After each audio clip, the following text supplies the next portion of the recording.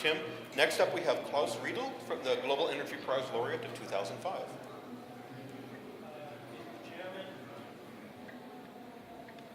Ladies and gentlemen, I wish to thank you, the Astana Forum, to talk to you about development in global power generation, and as a former Siemens division president, some of those products I know by heart. So with the first slide, I just want to add to your comment, power generation will grow twice as fast as the primary energy consumption. You see, by the year 2030, it will have increased by about 64%. And you could say, yes, the fastest growing is renewable, wind, offshore, onshore, solar, but since it starts from such a low volume, it will be only 13% even in 2030. Nuclear and hydro will hold their share in the growing overall, and despite the fear of climatic changes, the fossil resources will still be above 60%. Coal will go down, gas will go up, and there Kazakhstan would play a big role because security of supply is of the utmost concern if you rely on gas as either base power or as balancing power in combination with renewables. If I can have the next slide, I want to point out, while I showed global figure, the development in the different regions of the world are quite different.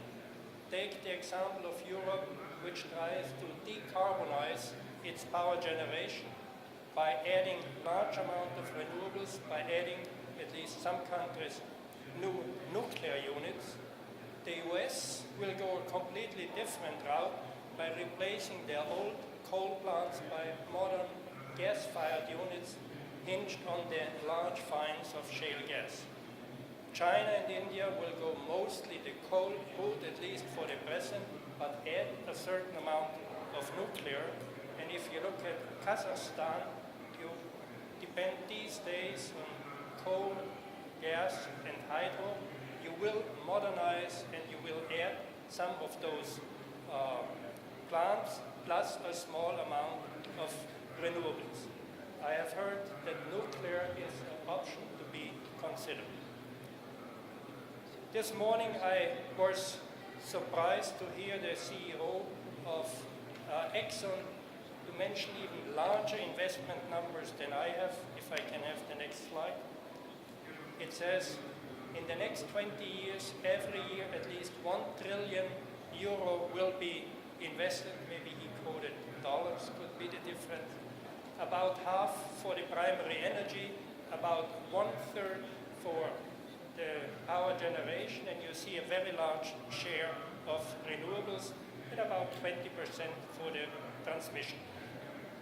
Such huge amounts of money definitely push developments, and I will show two examples from my former employer Siemens. If I can have the next slide.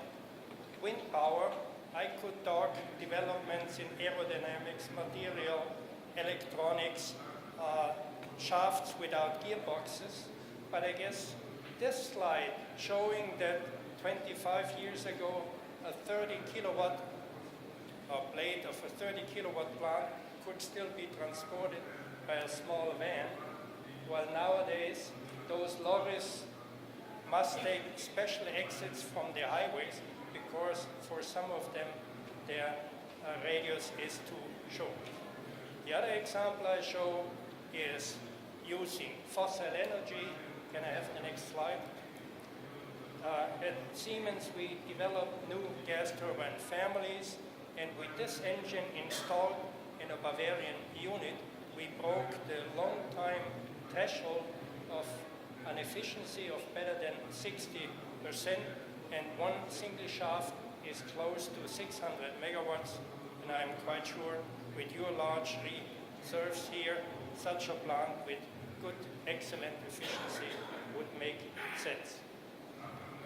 My second to last slide I might want to skip because it illustrates the hard to explain situation in Germany, what is planned to do after they decided to go out of nuclear. I will skip that in order to save a little bit of time. If somebody wants in the discussion, I can talk about that. If I can have the last slide.